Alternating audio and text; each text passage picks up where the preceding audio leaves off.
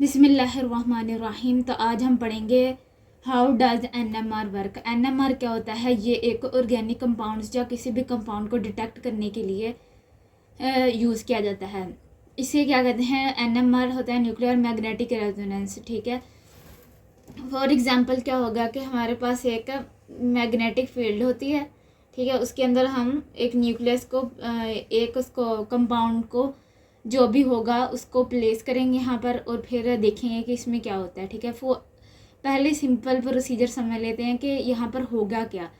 हमारे पास एक मैग्नेट्स होंगे, ये दो क्या है? मैग्नेट यहाँ पे होता है लगा हुआ, और एक नॉर्थ पोल होता है और दूसरा कौन सा होता है? South pole.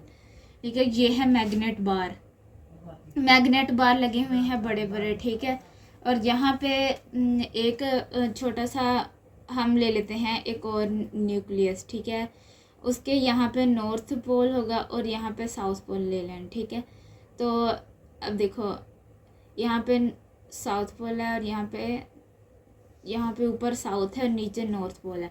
ठीक है, अब मैग्नेटिक फील्ड जो है वो जा रही है पहले इस तरफ को, नीचे की तरफ, नॉर्थ से साउथ की तरफ। ठीक है, तो ये क्या हुआ ये ना अब ये जो टीनी मैग्नेट बार है, जिस तरफ को मैग्नेटिक फील्ड जा रही है ना, तो इसने भी अपने डायरेक्शन उस तरफ को की हुई है। यानी कि मैग्नेटिक फील्ड के क्या है? मैग्नेटिक फील्ड के पैरेलल है, फील्ड के पैरेलल है। कौन पैरेलल है? ये जो टीनी मैग्नेट बार रखा हुआ है ना, जो छोटे वाला मैग्नेट रखा हुआ है, ये जो मैग्नेट फील्ड आ रही है उसके पैरेलल है। तो हम इसको कहेंगे कि ये मैग्नेटिक फील्ड के पैरेलल है। तो क्या होता है जब हम इसके अंदर मैग्नेटिक फील्ड अप्लाई कर देते हैं, इसके अंदर जब एक्सटर्नल मैग्नेटिक फील्ड आएगी, एक्सटर्नल जो मैग्नेट फील्ड होगी, मैग्नेट फील्ड वो जब इसके ऊपर अप्लाई करेंगे तो ये मैग्नेट क्या होगा? ये रोटेट कर जाएगा। रोटेट होके कैसे हो जाएगा? देखो, जब ये रोटेट करेगा तो यहाँ पे पहले ऊपर एस था यानी कि साउथ पोल था, अब क्या आ जाएगा? North pole. तो ये क्या हो जाएगी? Anti parallel. पहले क्या था? ये मैग्नेटिक फील्ड के पैरेलल जा रहा था। अगर मैग्नेटिक फील्ड इधर को जा रही थी तो ये वाला भी मैग्नेटिक फील्ड के पैरेलल इसने अपनी डायरेक्शन की हुई थी। लेकिन अब क्या हो रहा है कि ये जो है अब मैग्नेटिक फील्ड के एंटी पैरेलल हो गया, यानी कि उल्ट हो गया, ये एंटी पैरेलल तो पैरेलल हो गया। अब इसे पैरेलल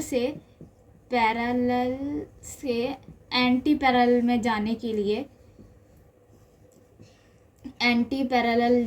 लिए ठीक है, क्या होता है? हमें ज़्यादा एनर्जी चाहिए होती है। क्या होती है? मोर एनर्जी रिक्वायर्ड, ज़्यादा एनर्जी चाहिए होती है। अब एक चीज़ जिस फील्ड तरफ जा रही है उसकी डायरेक्शन ही इस तरफ को, नीचे की तरफ है।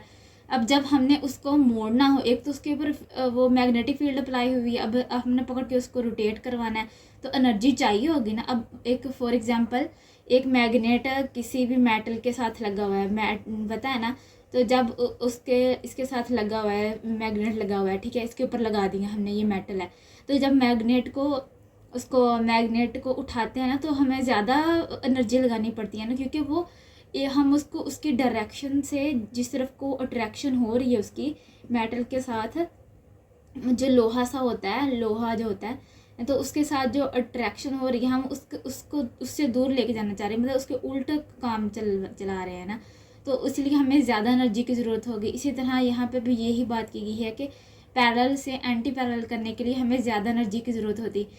जब ये फिर क्या होगा? जब ये एंटी पैरेलल हो जाएगी ना, पहले पैरेलल था फिर एंटी पैरेलल होगा। ठीक है, जब ये एंटी पैरेलल हो जाएगा तो इसके बाद फिर से क्या होगा? ये जो फिर से इसके अंदर ये फिर पैरेलल हो जाएगा, कुछ देर के बाद पैरेलल हो जाएगा, क्योंकि ये एंटी पैरेलल होगा, फिर कुछ देर के बाद पैरेलल हो जाएगा।